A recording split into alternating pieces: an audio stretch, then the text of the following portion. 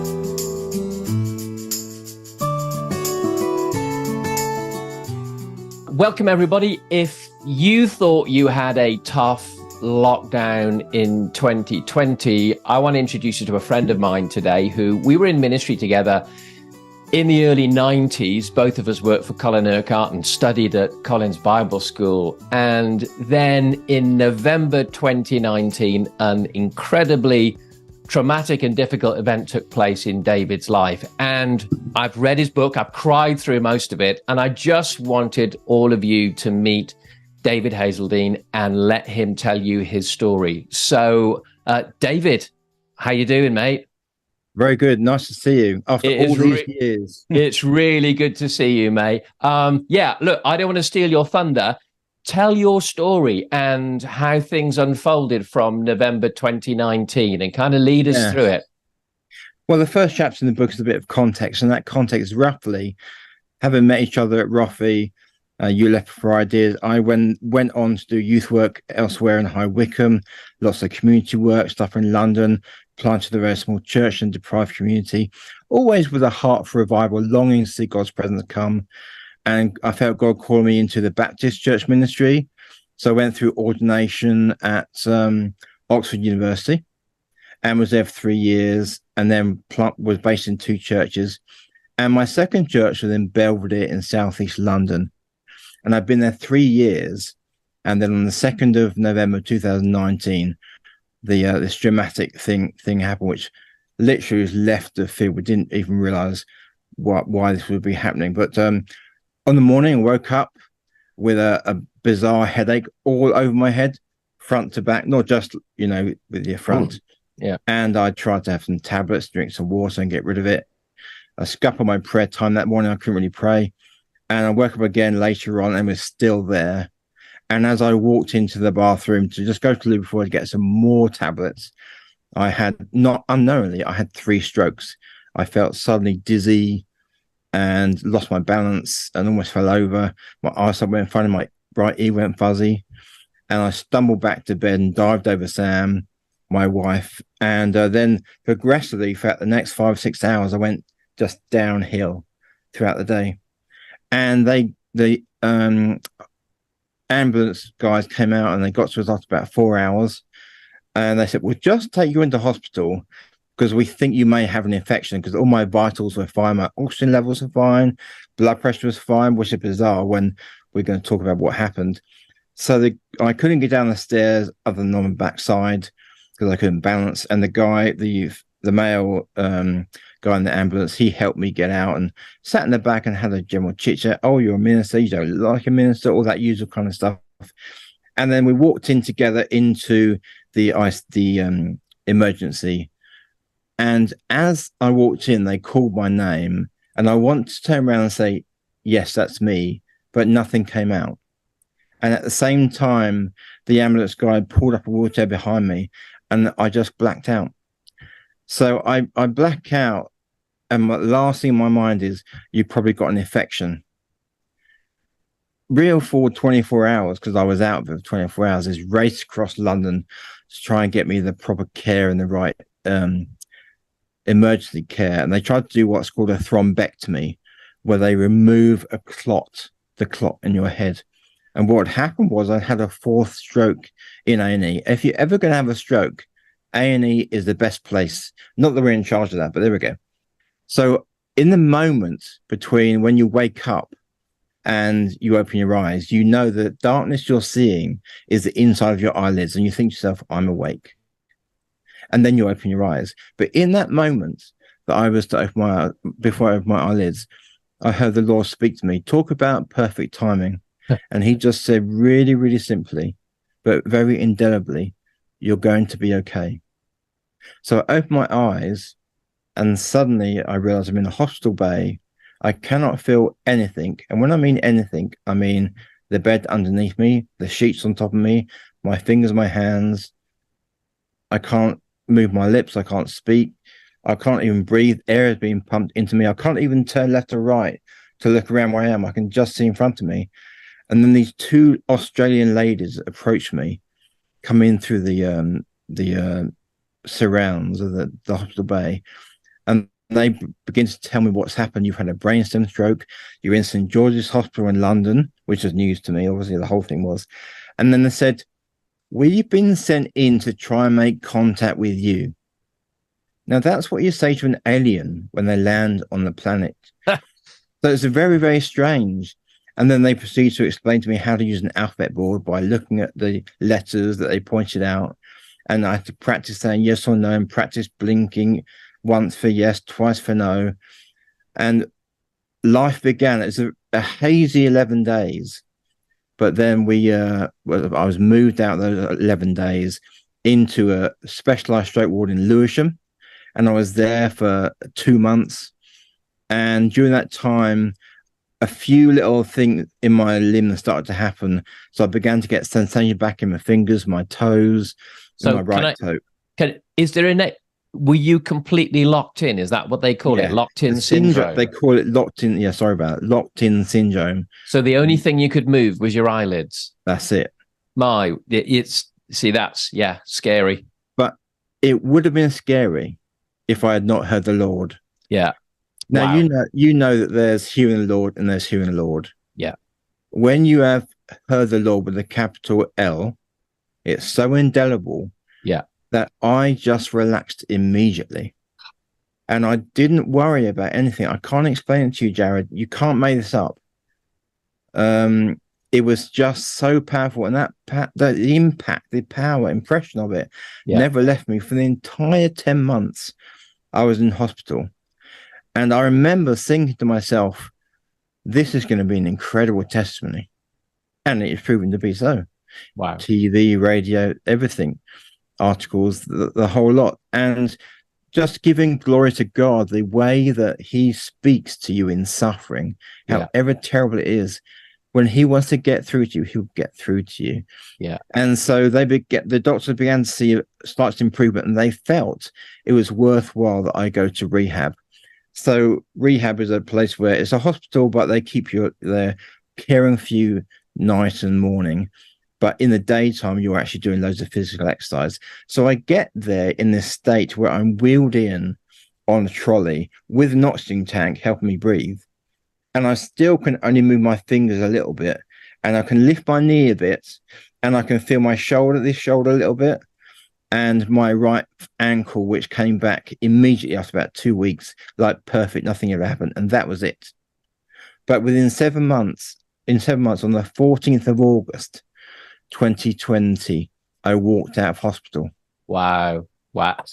You said that in 7 months. You made that sound very quick then, but actually that was reading the book, that was a long 7 months. There's a lot of pain. There was a lot of tears.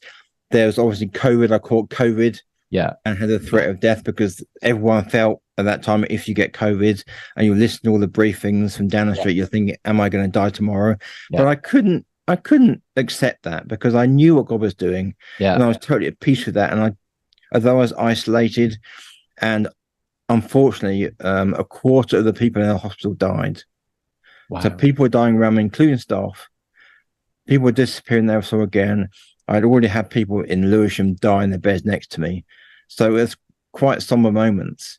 But I couldn't really accept that I was going to die the next day or the day after. And obviously, I'm here today. So, yeah. And now, what is it, a couple of years on, I saw the other day you were mowing the lawn. Well, what's happened is... That was darned impressive. There's been at rehab, you learn... They teach you a lot of techniques of how to operate around the home. Yeah. Obviously, the very first thing they start with is sitting up straight, and I couldn't do that. I was a sack of potatoes. My entire body was a sack of potatoes, and they would just push your shoulder with a finger, and you just fall over. And so they would keep you. And I did that, only that, for 2 weeks. Can you imagine that? For 2 weeks, from 9 till 5, doing that. And then one day, my body, it just... without me trying, just went like that. Wow. They're very quick like that. Yeah. And it took my breath away. And the physio grabbed the mirror and put it in front of me. And I said, do it again, do it again. And she pushed me, and I self-corrected. And it's the first time. And once you got that, you then, every single muscle in your body, we got, I think, nearly 600 muscles in our body. Yeah. You're starting doing strength building. Unfortunately, I had an athletic mindset and an athlete background. Yeah. A competitive spirit mindset. So yeah, I then started to exercise and stuff. And so since I've been released from hospital back home without a care package, I've been exercising 4 to 5 hours per morning. Wow. And doing ministry stuff in the afternoon. But I've got so much stronger that I can now do the walking. I've had an operation on my left ankle, which is really stubbornly slow to reconnect. So it's now my foot is in the right place, but still feels like complete jelly.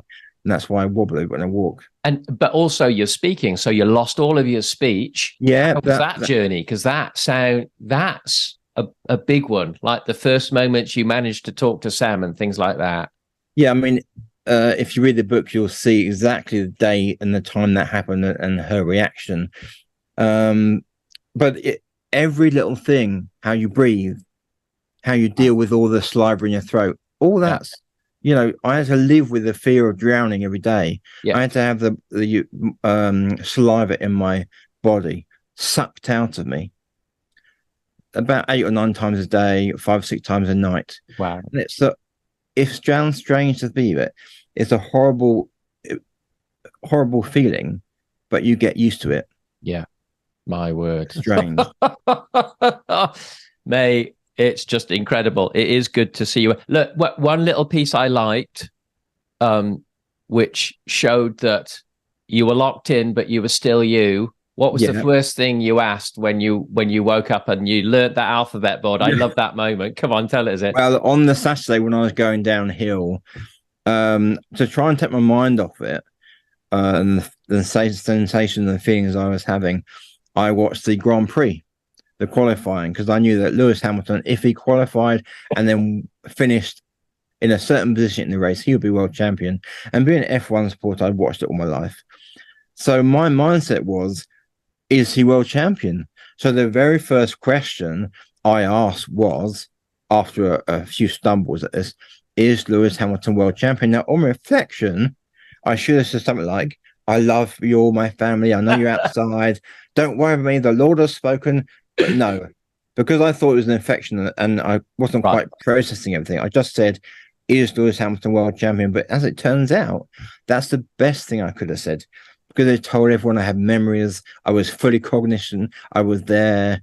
And my dad just said, that is my David. Wow. So yeah, it was a fantastic thing. Incredible. And Lewis Hamilton, actually, a friend of mine called Lewis, who's a cameraman, he's done quite a bit of work with Mercedes, bizarrely enough.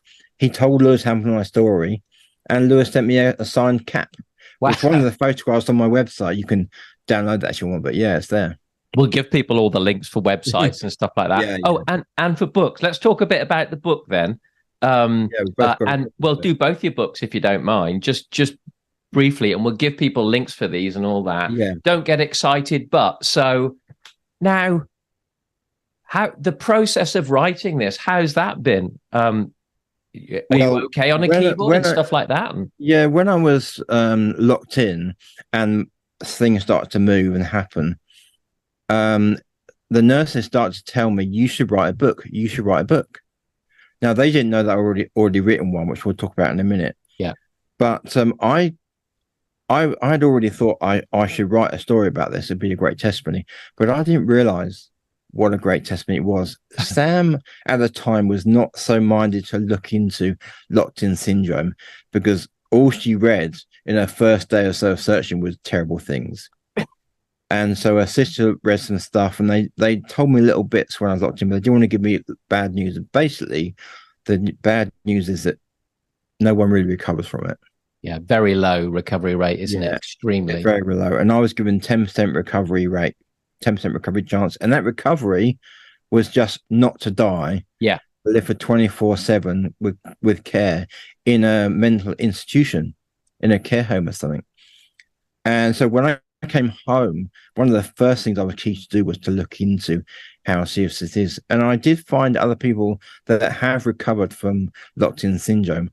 And in the social media age, I found, now we're up to 15. I found someone else a few weeks ago and spoke to someone on Instagram. 15, not in the UK.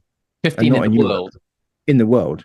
Wow. In the last 15, 20 years since Facebook's existed. So I then realized, man, this is really important. Yeah, I've really got to explain the mercy of what God has done here and how wonderful.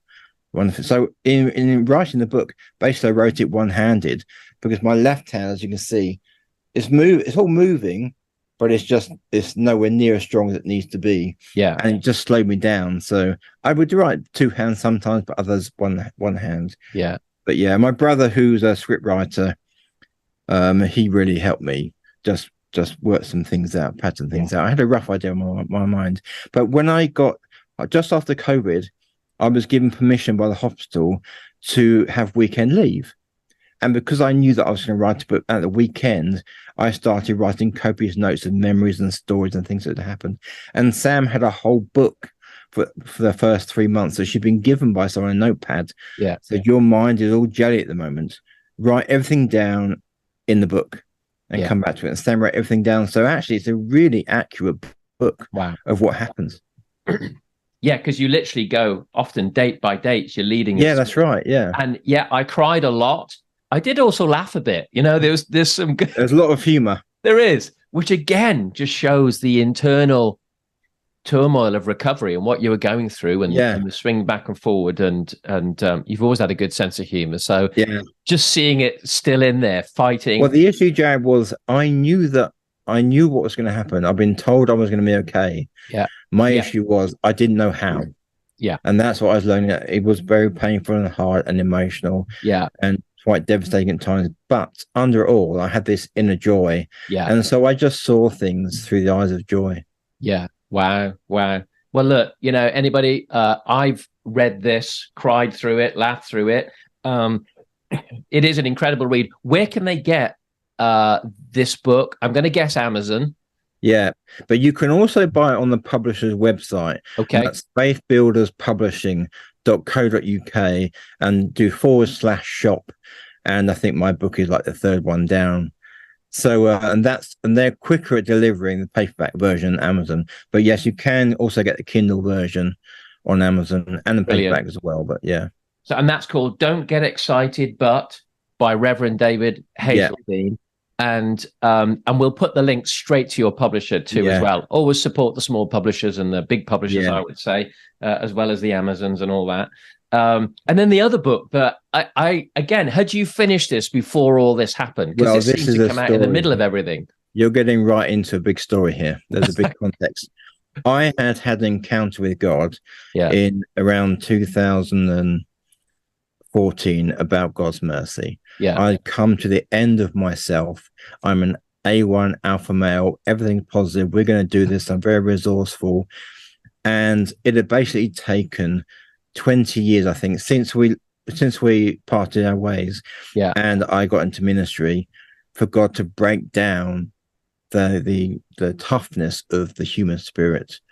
And I came to the morning, but about 5 a.m. I was praying one morning, and I said, Lord, this is not a threat, but I can't continue ministry unless you do something. I can't. God, I had 3 other ministries, youth work and stuff, church planting, which basically they hadn't failed, but they just said by a long way not met up to the expectations that I've been led to believe and pray for. And I wasn't really prepared to carry on. Where is the God of Elijah, as people pray sometimes for revival? And that's my heart cry. And this prayer bubbled up inside me at 5 a.m. And it was very simply, Lord, give me a break. Have mercy on me. And when I said those words, I realized that I never said it in my life before. And suddenly all the scriptures went through my head of all the people that come to Jesus for miracles. They always cried out, have mercy on me. King David, full of the Psalms, an A1 alpha male, fighting and winning battles, shedding blood. But all the time, so low, God, have mercy on me. Hear my cry for mercy.